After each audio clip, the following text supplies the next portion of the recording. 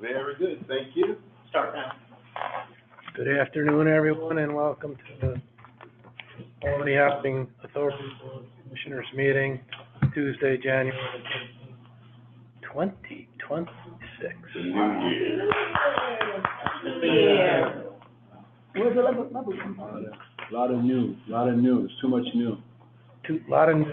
Well, We get T-shirts that say that, a lot of new. Thank you. Come here. You got it, thank you. We have no one from the community forum, as there were no requests to present today. So we'll jump right in to the action items. I'll ask for a motion to approve our Board of Commissioners meeting minutes, make that motion. December 9th, 2025. I got a second and a first. All in favor? Aye. Item number 012601, resolution appointing, yes, I don't want to skip that one. We'll go to item number 2 on the action items, election of a chairperson and a vice chair. May I have a nomination for chair? Nominate, Michael Whalen as chair. Can I get a second? Second? All in favor? Aye. Thank you, it's an honor and a privilege, and humbled by it, truly. I would nominate as a vice chair, Kelly Kimbrough. Can I get a second? All in favor? Aye. Aye. Let's keep Mark. I start walking there. It wasn't a little, he wasn't as enthusiastic. I was waiting for you to say any opposed. You didn't say that one. You didn't have that one. Back it up.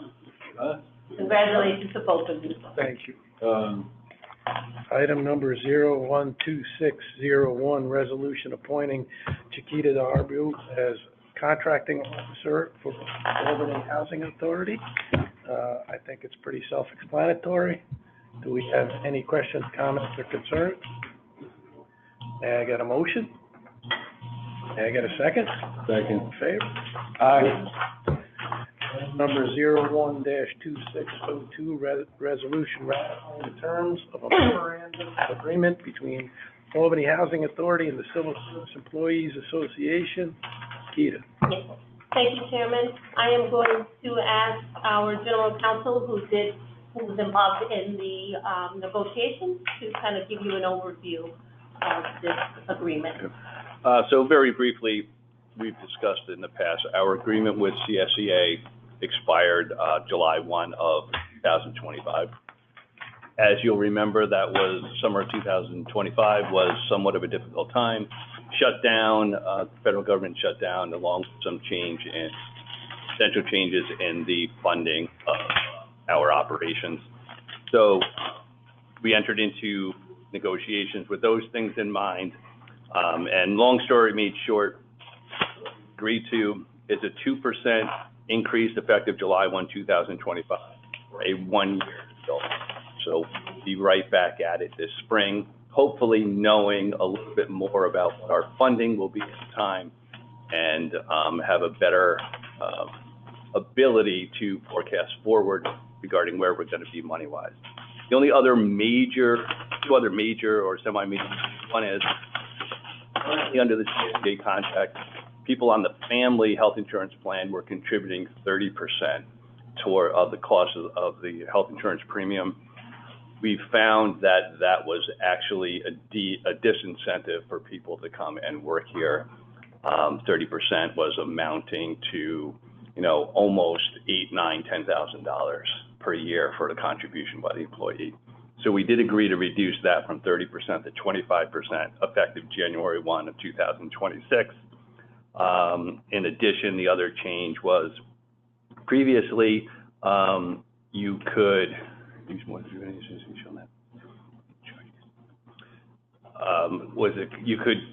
you could take 5 personal days, but you had to charge 2 of them to sick leave. Now you're going to be able to just take 5 personal days. So 1-year deal, We'll be right back at it, and that is basically both the CSEA contract as well as the PATH contract. Is the health insurance cost uniform to all employees in CSEA? It will be. So it's not a tiered, It is, depending upon your date of hire. Yes. what about based on salary?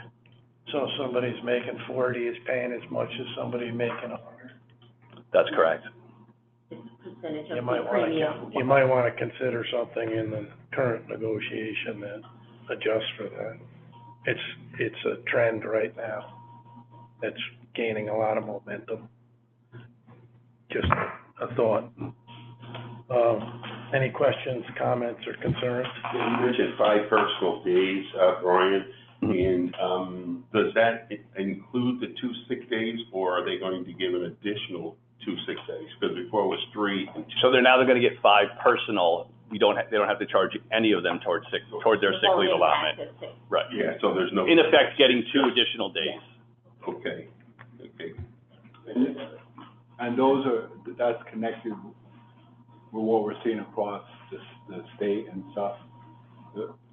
Yeah, I mean, look at, so it's a balancing, right, between days off and compensation.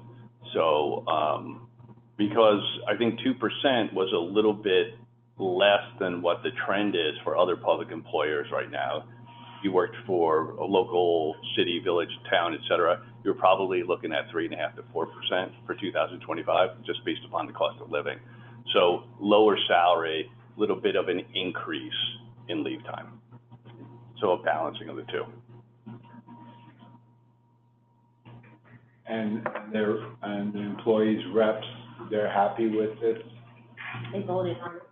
Yeah, so we reached an agreement and then both units ratified it. CSEA back in December and PEF, I believe, about a week ago. Okay. Yeah, you don't have to go with that, correct?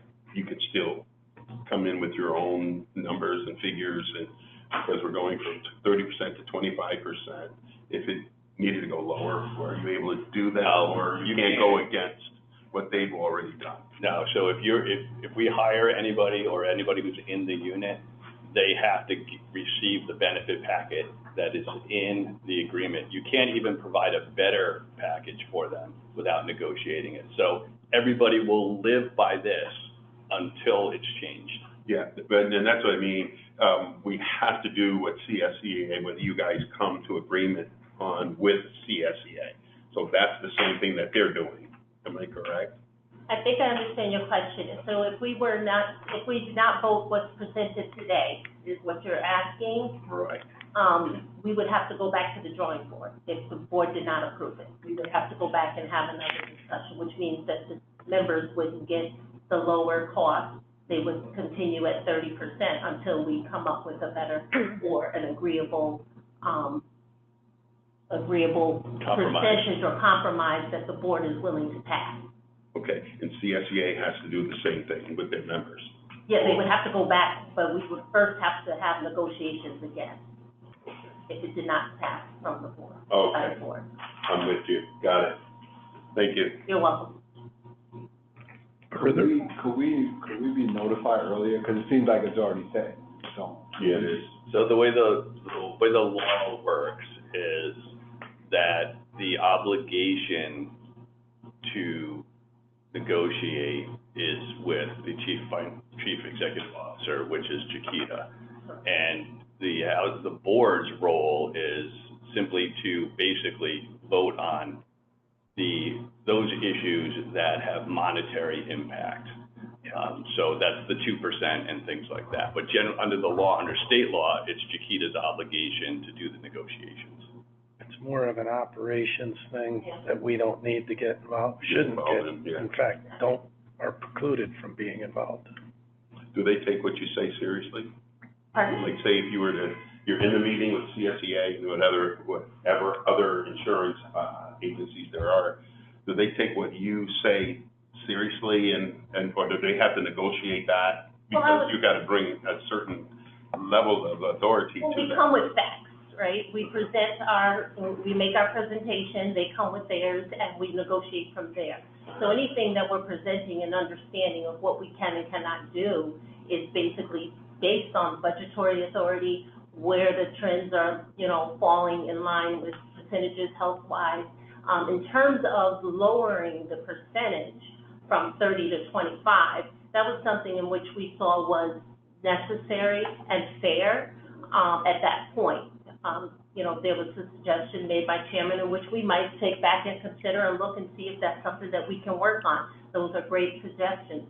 However, currently, that's the discussion that was done at the table with both sides is what is presented to you today, based on the information that was provided. I think this is the last one. Sure. Okay, now, with that, say we wanted to go lower Lower than what? than the 25. Oh, I see, okay. Going to the 25. Say if we wanted to go lower, that has to be ratified by that It would have to entire start- group? It It would starts start the the whole entire process, process. Really? You can make a recommendation, but I will be and share with you a cautionary moment that it's also based on budget authority and our ability to continue to carry the insurance on behalf of our employees as well as our retirees. So if we decide to go lower, that means the housing authority has to pay more, which then that also hits the bottom line. So what we try to do is come to a compromise that we can live with, as well as hope, in terms of anyone who is hired and those who it affects understand the impact. You'd also be lucky to get it done by June. Anyway, if you were to go back. I mean, the family plan is about $30,000 right now. So we have to balance the cost, right, and what's fair to them with our ability to continue to run the programs we need to run, et cetera. So it's a tough balancing, but, this, just so you're aware, this was our proposal. Yes. Usually this proposal would have come from them, right? Okay. This was the Housing Authority's proposal because we saw a need to address this issue. Those people who we're hiring now, who are on the lower end of the salary schedule, they need the assistance. They need it. They can't pay that 30%. Okay. Very good. But so along those lines, I have all faith in our chief officer and her team. I just would like to get more notice about it. That's all I'm saying. I don't want to negotiate. I just would like to get more earlier notice, because it's a very important vote that we're doing, right? So I just would like to get more notice. For my purpose of clarification, in terms of sending out the board agenda, is that what you're referencing? Because that's the notice that we can provide. When you go to the, Negotiation. when the negotiations begin, I think that's what he's saying, we're ready to negotiate that, not for any input from, he or myself or anybody else, but just so that, so that we're aware, and that way when it comes, we'll be ready to go. I can advise you of the negotiation. That's all. What I can't do is. That's all we want. Right. The details. Yeah, and that could come in the form of 2 meetings before or whatever, saying, hey, we're gonna start The negotiating. negotiations have started. Yeah, I think that's So what. I'm going to. Nothing's gonna change. I'm going to inform you now that our negotiations are going to start, because this is only a year's negotiation, And we're right? 6 months into it. So, we have 6 months in hopes that come July 1st, we'll be bringing another, thing. There So, we go, so we got it. so Notice- that's the best I can do. Yeah. Very Okay, good. all right. Thank you so much. You're We welcome. put you guys in the hot seat with that one. You probably didn't expect all that, No, it's fine. but good stuff. Thank Good you. discussion. Welcome, Stacy. Yes, welcome. Pastor David. Well, let's wait until we get this done, and then we'll go with that. Well, that's just how I roll. Yeah, I know. I'm just friends with everybody, Do you have any further questions, comments, or concerns? Can I get a motion to, Make the motion. can I get a second? All in favor? Aye. Aye. All opposed? None. Okay. Tongue in cheek. Unanimous. We will take a momentary break from the action items. Welcome our newest member. Hello. Congratulations and welcome very much. Thank you. No problem. I appreciate it. Well, I think what we can do, if I may, Chairman, is if we can go around the room quickly and introduce ourselves. Linda, And- if you'd like to start. I'm Linda Mitchell. Nice to meet you. Nice to meet you, welcome. Mark Temple. Hey, can I ask a question? You represent, Commissioner here. okay. I'm sorry. And you, sir? Myself, I represent myself and just myself. I'm just kidding. He's a commissioner. I'm a commissioner as well. Eric? I'm the IT person. Yeah, he's the most important person in here. Yes, Esther Davis, Commissioner. Thank you.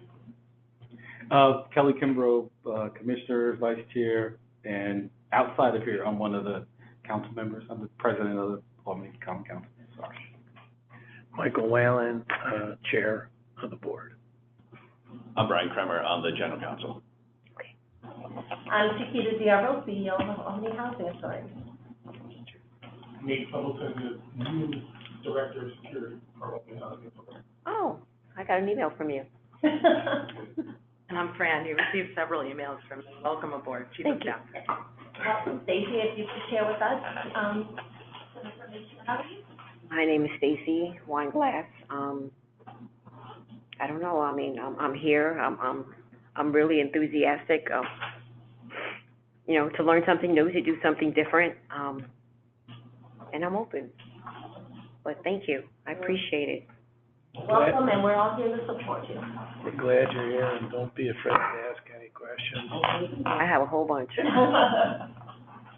We don't have all the answers, but we'll do our best. Get it out there, right? Absolutely.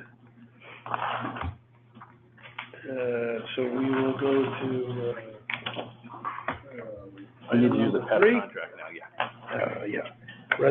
item number 012603, resolution ratifying the terms of a memorandum of understanding between Albany Housing Authority and the Public Employees Federation.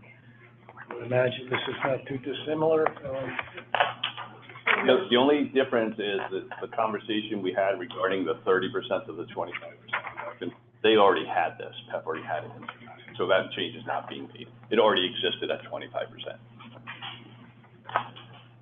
Other than that, it's a 2%. Everyone knows the distinction between CSEA and PEF. Not really, Neither did I. but it's one of those technical things I don't need to know, I don't think, do I? Not really. I don't think. Did you hear what, Brian stated? Okay, that's the only thing. That's it? Yes. Yeah, good enough for me. Okay. May I have a motion to approve? Make that motion. Can I get a second? Second. All in favor? Aye. Item number 01-26-04, resolution increasing the salary of non-represented employees. Management confidential, I would assume. Yes. Yes. Chiquita? It's similar, other than, the only difference, or the only thing that we're asking is the 2% increase, along with the other members. That's the only proposed. You said Same. Yeah. 2%, yeah, increase just like the CSEA and PEP members. So how many of these types of employees do we have?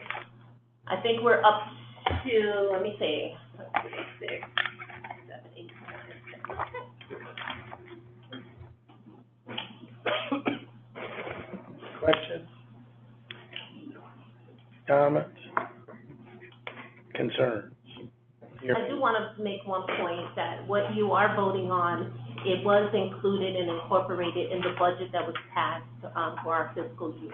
Nothing that's, you know, it's not adding to the budget that was passed for our fiscal year. Further comments, questions?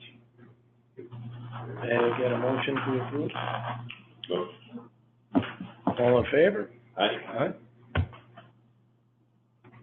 Item number 01-26-05, resolution adopting the computer and Network Security Access Policies Guidebook for employees of the Albany Housing Authority. Thank you. Chiquita. Yes, thank you, Chairman. This new, or I would say updated guidebook, this is one in which we've had for probably about 10 years now, if not longer. It needed some changes and updates, and at this time, I am going to refer to Fran to just provide you a quick overview. She and her team has worked very hard to pull this together. And just really quickly, it used to be a part of the accounting policy guidebook, and I think with IT being what it is and the backbone really of all organizations right now in terms of the information that's shared and protected, we felt the need to kind of break it apart and do its own computer and network, just basically to protect the assets and information of the Albany Housing Authority. Sounds like a much-needed step in the right direction. Any questions, comments? I would assume applicable to commissioners relative to communication with, the Housing Authority, correct? Vendors as well, Yes, And any vendor. anyone doing business, that's correct. correct. Have we had any, hacking, that knows, and in Broadview, there's been a lot of different things out there. We have not, and we pay a company Not going to be. to monitor and provide weekly, if not as it happens, updates to us on any kind of attempt. And they also do testing, so they do phishing testing, so if you happen to click on it, it automatically advises you that this was a spam, and you have to do training, and you are required, which, raise my hand, I clicked on one by accident, Sure. I did. think we've all I did. one point or another. you know, so I was testing it, making sure it was working. And so the question would be is, obviously, we're included in the policy, so are we receiving the policy? We have to go to the website and get it, or is it just There's a copy in there, and then I believe, electronically? yes, it's in the. It's on the board Portal. portal as well, should you want to Yes. get in there. And I know I should know this, but do you have a new IT director, or is that the format that we have now? No, the org chart is a little different. We haven't had an IT director in not even 3 years, because he was acting. So I'm gonna go back to, even before Steve was out, because he was out. So we haven't had one in a while. If you recall, we brought to the board, when we overhauled our existing technology, what's the term? Infrastructure, and we hired a consultant that was providing us guidance and support, and that's kind of what we're doing. But in addition to that, you have Fran, who has, taken over that oversight, of IT and infrastructure, and working with our consultants and overseeing, the overall, department. So yes and no, but that's not her official title. Right, okay. So in general, we're dealing with it as a contracted service, we don't have a IT guru guy. So we've always had contracted services. The gurus are in the room. After, several assessments and determinations, we realized that it was not necessary to have a director of IT per se. We are taking a look at our structure and seeing where the gaps are and how and what needs to be filled. I think that there's a consensus in my discussions with Fran that an IT director itself is not necessary. She and I are working together to figure out what's the gap and what we need. Why would you need one when you had two gurus? Exactly. Well, I would only add that majority of the services, the software program is subscription-based and really handled out of house, right? It's either cloud-based or out of the building. So a big part of the move that Keita talked about, where they had the consultant come in, where they took a lot of the physical, keep me honest, and they moved it off board. So a lot of that is just monitoring services. And then in terms of the meat and potatoes of day-to-day operations, setting up computers, checking phone lines and, telephony, everything.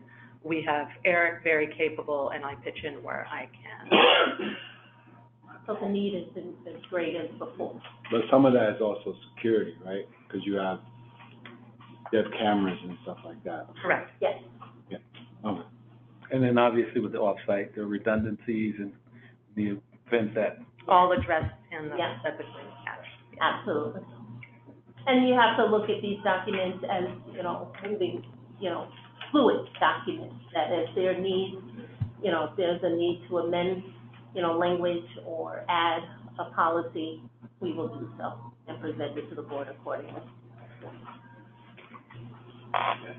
That's all I have. Any further questions, comments, concerns? There you go. Motion to approve? All in favor? aye. That concludes our resolution and action items. Advisement? Okay, thank you, Chairman. First and foremost, I just wanted to introduce our new Director of Security, Nate Pendleton.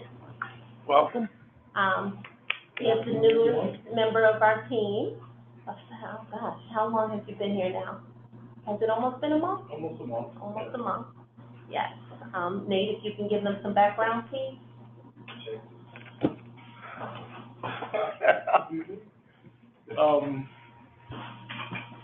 Never had to arrest that guy, first and foremost. Probably should have, but I never had to. Probably. We've come to an agreement. So, born and raised in Albany, worked for the city for 25 years, 20 of those being with Albany Police, well, all 25 being with Albany Police Department, 20 as a police officer. My last 3.5, I would say, patrol sergeant at South Station, booking sergeant. Still have family in Kansas City. Just happy to be here. Welcome. It's an important position, man. There's a lot that goes along with your responsibilities. And I think you're the right man for the job, Nate. I really do. Knowing you and working with you in the community, you got what it takes. Good choice, Chucky. Thank you. Absolutely, Could you tell us, Relationships alone. Yeah, That's big time. it makes a You big turned difference. it down at first, Really? How can you turn down a person like wanted to Chiquita? take some time off, Oh, I agree. I needed that. So, glad it came back around the second time. For sure. Well, welcome aboard, bro. That means what are that, some of the challenges? I said that means Some of that, the challenges Absolutely. that you see already in your 100 days. Have you gone 100 days yet? Not yet. It's not 30. I don't really like the word challenges, although they're there, I'm gonna use a word that Opportunity? you got it. You know where I was going. Right. Yeah. I like to say we have more opportunities than challenges. I would say that, his first, almost 30 days, he has gone out, he's spoken to staff, addressed, listened to some of their concerns and challenges, communicated with, community members, et cetera. So this is, he definitely came in and just took off, and he continues to do so, and it's a breath of fresh air, and, we're really excited about, what he's, the addition that he's gonna bring to the authority. Yes. have you been to 45 Central Avenue yet? You have, and you've spoken to staff? Okay. Okay. And I do plan on, going back on the 29th, okay? Can always pop in.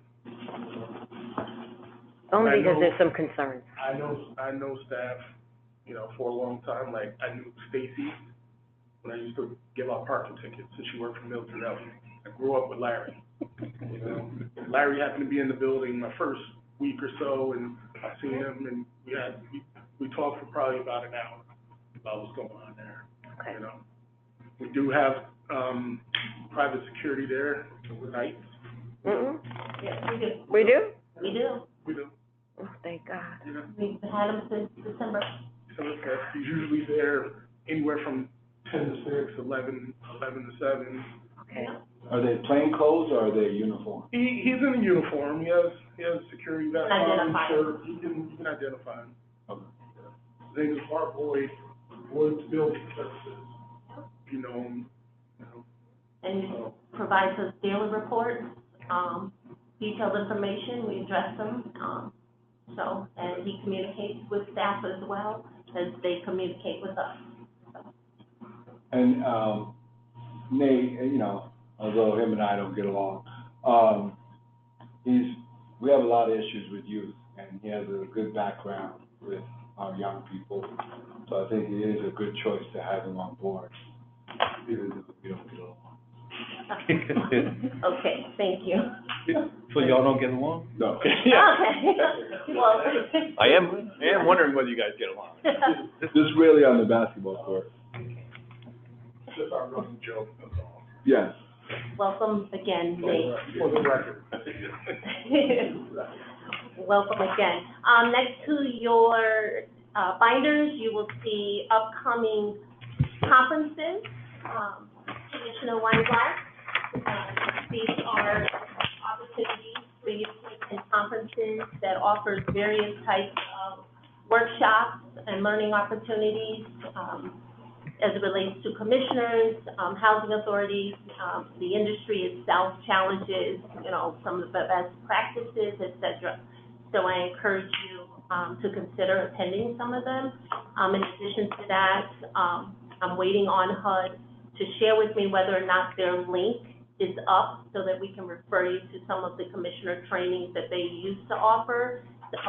Since this new administration, they have taken it down, so I don't know if they're gonna offer that same opportunity, but as things arise, I share it with the board. It either might come directly from me or Fran, just, you know, as a learning opportunity, and as anything else comes up, we'll continue to share, not just with you, but with the commissioners. The most important thing is to please think about attending it. If you are going to attend, the earlier the better. That's the, you know, particularly as it relates to flights. The sooner you purchase a flight, the cheaper they tend to be. Also, you want to try and get into the host hotel and obviously meet those deadlines. So if you let us know, the registration is not open yet, but as they open, we would love to know so that we can immediately register you. So that's one of the things. We also provided you with a leading agency who trains a lot of the housing authorities with the essentials of commissioners. Again, as you read through that information, if you have questions, do not hesitate to reach out. We're happy to support you, okay? Other thing is, absolutely. For these conferences, do we pay for the flights and the hotels? No, the housing authority takes care of it. Okay? And I would suggest trying to attend, because to see how our authority runs, well, you know, compared to other ones, it's quite an experience. I've gone to a number over the years, and you learn a lot. You learn how we're doing compared to others. You see what other folks are doing elsewhere, and it's pretty interesting. You can learn from it. So if you have an opportunity to attend, I would say definitely go. I'm open. Think about it and send Fran an email if you're considering it, so that when the registration does open, we can get it started. Okay? Chairman and I attended the FATA conference this past week. Chairman, if I can ask if you'd like to share some of your comments or experience.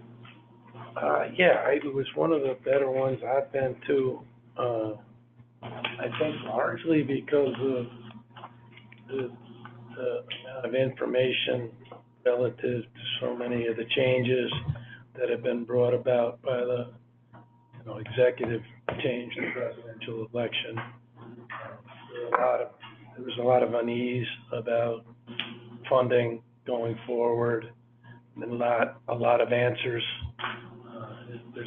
great deal of wait and see, as we're, abundantly aware. It's fantastic, though, to see small and large ones from all over the country. And I will say this, and I don't say it flippantly, we're one of the better run organizations relative to a lot of the way other organizations operate.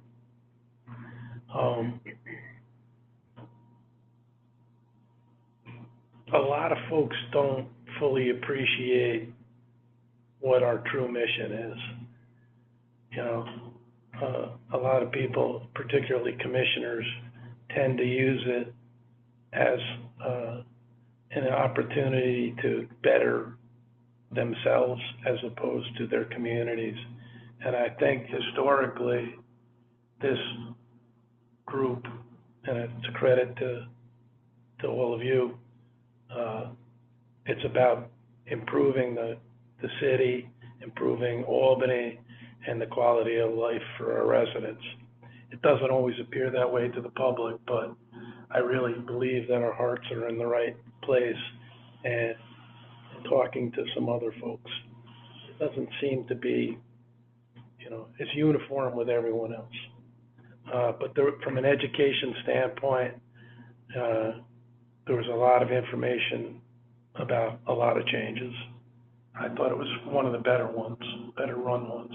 Yeah, it was a good one. And we had nice weather, which. We did. We did.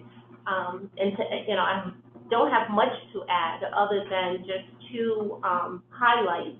One of the things, if you may recall, back in 2024, and probably prior, we have brought forth to the board some resolutions in terms of increasing payment standards, changing some of our waivers and incentives as it relates to the Section 8 program, because HUD was pushing housing authorities across the country to lease up, utilizing, increasing their utilization to the point where it forced a lot of housing authorities towards the end of 2024 to go into shortfall. And what shortfall means is that you are spending more than what you have, right? Thus, you then have to lean on HUD to supplement the difference so that you can pay the landlords and continue to have families covered, subsidized in their Section 8 rent.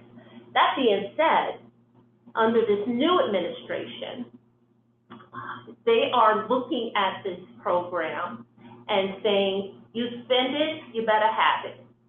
So they're not looking to support you if you go into a shortfall anymore. So those days are coming close to none.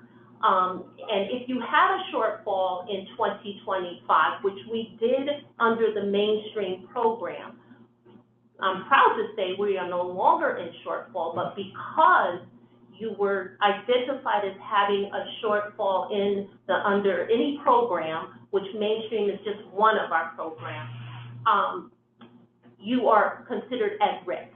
I did receive a notification from HUD that says we are no longer eligible for shortfall because we are within our means. That being said, moving forward and understanding what they're putting out to the housing authorities, there are measures that we have to continuously take to ensure that we remain within budget authority and make sure that we can at least maintain the families we are currently serving. That being also said, there's measures such as stop leasing up vouchers, which we had to do and had done since 2020, December of 2024, I believe it was. So we stopped issuing vouchers outside of specialty programs. That is the BASH, the veteran vouchers, and the youth, it's FYI, it's for the youth. Basically, to explain, it's youth who are leaving foster care. It's to cover them into adulthood itself. So those, outside of those exclusions, we can no longer issue vouchers, which we have not done in a while. So that is going to continue.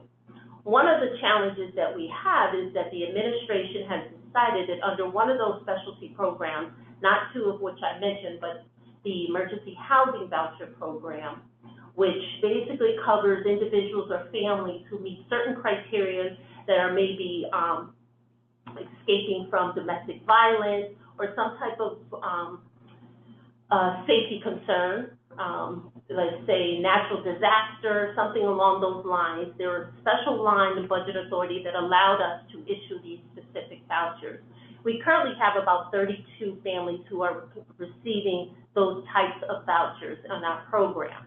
Well, HUD has decided that in September of 2026, they are no longer funding that program. A couple of months ago, I brought to the board to request permission to submit a waiver on behalf of those families to give them preferences on our annual plan, on our waiting list, that if we are able to issue vouchers, they would receive the preference so that they don't lose subsidy. The industry leaders are pushing back and fighting for some amendments, and we're hoping that this will not come to fruition come September 26th. That being said, in case if this does, what I previously stated about some of the cuts that we have to do, we have to take a look at our current level of payment standards, have to take a look at how we are really analyzing rent reasonableness. We have to take a look at families, making sure that we are housing families properly, and that they are notifying us in terms of if someone left and they were typically eligible for a 3-bedroom, that they are now eligible for a 2-bedroom. These are things and measures, just some of which we have to take to ensure that hopefully we will continue to have budget authority, that once we are able to issue vouchers, we can issue it firsthand to those 32 families who are at risk of possibly losing that subsidy. Caught in between the rock and a hard place is they're telling us not to issue vouchers right now, and if that doesn't change, then we have to take a look at options of what we can do with 32 families, which conceivably, based on the way things are written, could lose subsidies. And there's very little we can do. So one of the things that I am exploring is, and it might not be something that these families would want, but, just making sure that we are aligned with preference, right? So maybe we can't issue a voucher, but maybe we can make a preference so that they can go to the top of our public housing waiting list or other waiting lists, so that somehow we can provide subsidy, because these are families, these are human beings that are affected, and I would be lying to you if I did not tell you that I, don't lose sleep at night worrying about what's going to happen. But I can assure you that we are watching every opportunity that we can to ensure that we remain within our budget authority. My team is looking very closely at all of the reports, seeing where there's some gaps, where we can, the budget authority part is not the issue. It's whether or not we can issue the vouchers that would not put us into shortfall, because again, you can't spend what you don't have. Yes. On those lines, that's where we get beat up.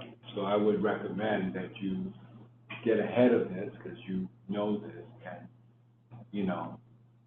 so that the common council president doesn't come after you.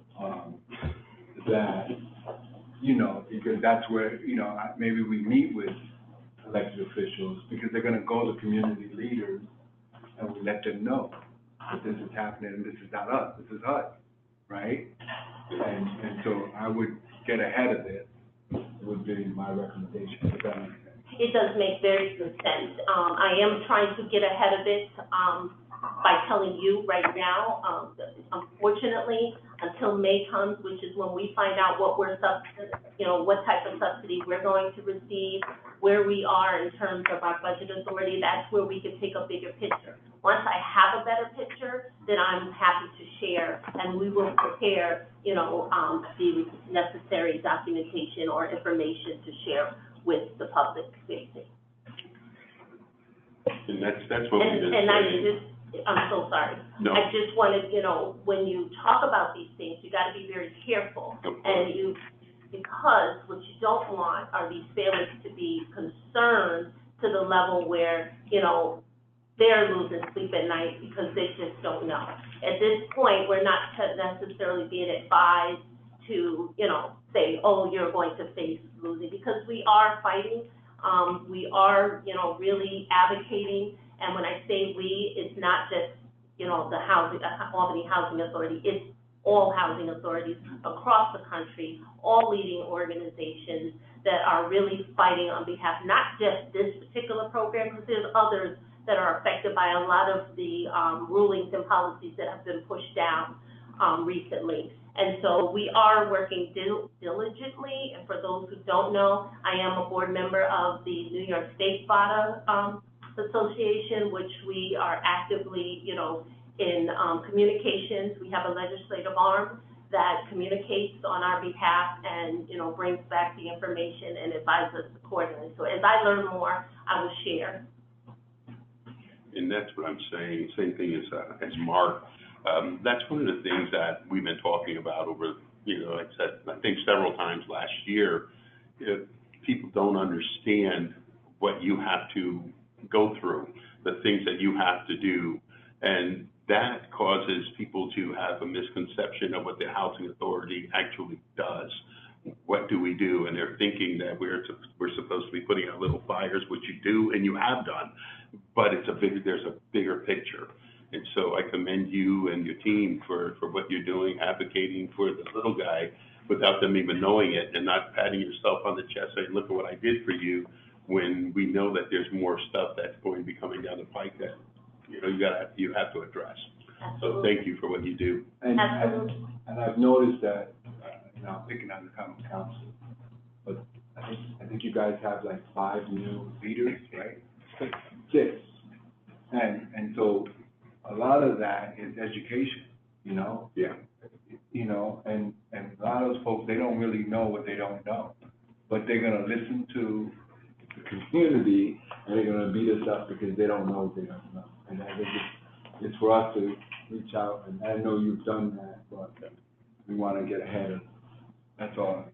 As we get closer to that, we can talk and set something up. Absolutely, I'm happy to do so. That is, I think I'm at the point now where I can start to do a little bit more of that. We have, and I say that only to say, you know, we are moving into, and I'm transitioning into the conversation while still addressing what you stated. We're moving into phase 2. We have started. You might see some of the lights on with the construction. It's really exciting. And we continue to move forward with those plans of remodeling and redoing the townhomes. I'm excited about the new configuration.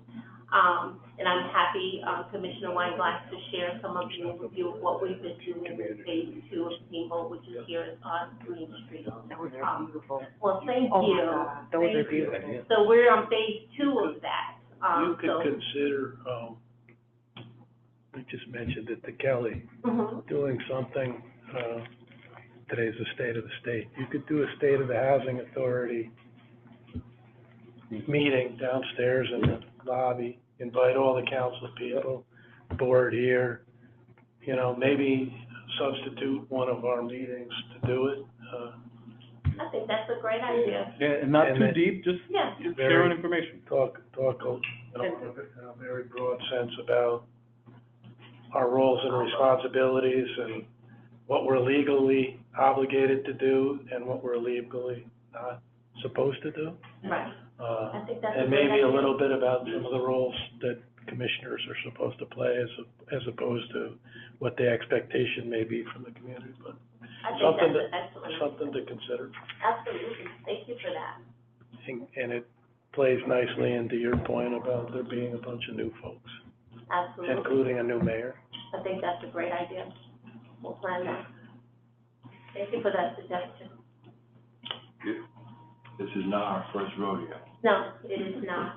On that same note, I just want to, as you've seen me pick up my phone, I have been just watching, there was a water main break on Central Avenue, which did affect Westview Homes, and I'm sharing this in case there was you received a call. The water main break not only affected Westview, but it does affect Westview where the water is turned off. Refer all the inquiries to our new director of security, please. So in case you get, sometimes I know people might call you, I don't, just so that you know, it's not our main break, it's it's on Central Avenue, but they won't know what they have to do until, they get into the ground. So I know that they were responding to it, and so I did get notification, but I haven't gotten an update as of yet. Okay. Residents were Is the South Mall notified. Towers under your purview? Pardon? South Mall Towers? No. That's not. That is not us. The That's at only all. thing that the relationship that we have with Softmall Towers is that we administer their Section 8 program. Okay, good, because I know they had a problem with their electricity or something last week, Yeah. and I got calls about that. Yes, they're their own entity. And they're, doing plumbing too. Yeah. A lot of people confuse us with them. They think we're Bleecker Terrace, which is a new name. I forget who that is. They confuse us with a lot of, actually. But also, it's, what is it, on Green? It's, Capitol Green. Yeah. On, Central Avenue. That is not us either. The old They Central think Town. everything subsidizes us, but it's not. And Skyline and everyone else. Yep, it's not us. So, Any further questions, comments, I don't have any objections. concerns? Yes, sir. Trinity Alliance, like, where is it? I don't know, I can't say that I got I anything. did open and read it, and they're soliciting us for money. We receive those periodically from Trinity Alliance, they address the board here, so with my Okay. apologies, Yeah, that's just Pass it something along. that they do. I think they send something like that to me virtual, like electronically. You're It's sitting on No fat way. stacks, you could write a check. If I can real briefly, so everyone should have received sexual harassment policy, meaning the acknowledgement, as well as the conflict of interest policy and the acknowledgement on that. So if you're not able to sign those acknowledgements today, at least by next month, that would be great. If anybody has any questions, I know you have a question, I'll talk to you afterwards if you have a couple minutes. But please, get those in as soon as possible. I have the mine now. packets are available if you. Right. I have mine now. Right. We're gonna wait for, because I'll just talk to you individually, so everybody else doesn't have to hear your, yeah, we're still in our meeting. Generally, that's backwards. You're supposed to review it and then sign. But she has them there. Make that recommendation. May I get a motion to Yeah, adjourn? make that motion to. I got a second. Yeah. All in favor? Got two hands. Meeting adjourned. Thank you. Thank you, everybody. Thank Great you. meeting.